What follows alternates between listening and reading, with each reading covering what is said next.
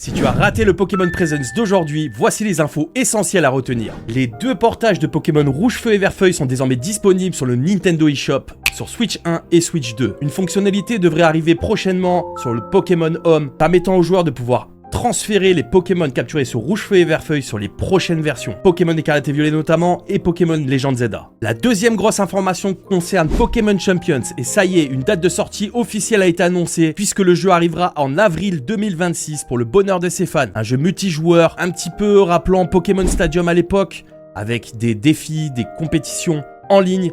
Les amis, c'est pour avril. La troisième information de son Pokémon Presents est le portage de Pokémon XD, jeu phare de la Nintendo GameCube, qui sera donc disponible aux joueurs possédant la Nintendo Switch 2 uniquement. La quatrième information concerne le set de cartes Pokémon des 30 ans. Un brief aperçu des anciennes cartes de Pokémon, notamment de la génération Neo, illustrant Lugia ou encore Mewtwo et Mew en version foil, sont apparus lors de ce Pokémon Presents. Une date de sortie internationale à la même date a été annoncée également. Pour cette cinquième annonce, on va parler de Pokémon Pokopia, un petit jeu sur Nintendo Switch, disponible en multijoueur jusqu'à 4 joueurs en simultané, reprenant une DA un petit peu ressemblante à Animal Crossing, mélangée avec un petit peu de Minecraft, où vous allez pouvoir créer votre propre monde Pokémon, justement à l'aide d'autres joueurs et des Pokémon présents directement dans votre île. On a eu également un objet collector qui est apparu, une mini Game Boy, avec des cartouches physiques permettant aux fans de rejouer les mélodies des anciens Pokémon vendus dans un coffret collector. Et enfin, la dernière grosse information concerne la 10e génération de Pokémon, et c'est confirmé et c'est officiel, Pokémon 10e génération portera le nom Pokémon Vent et Vague. Des images exclusives du jeu ont été dévoilées avec une archipel énorme, une zone sous-marine avec un dresseur de départ de type garçon ou fille, et la 10e génération présente également ses 3 nouveaux starters. La date de sortie officielle n'a pas encore été communiquée, cependant on sait déjà que ça sortira en 2027. Alors, est-ce que ces nouvelles annonces te réjouissent?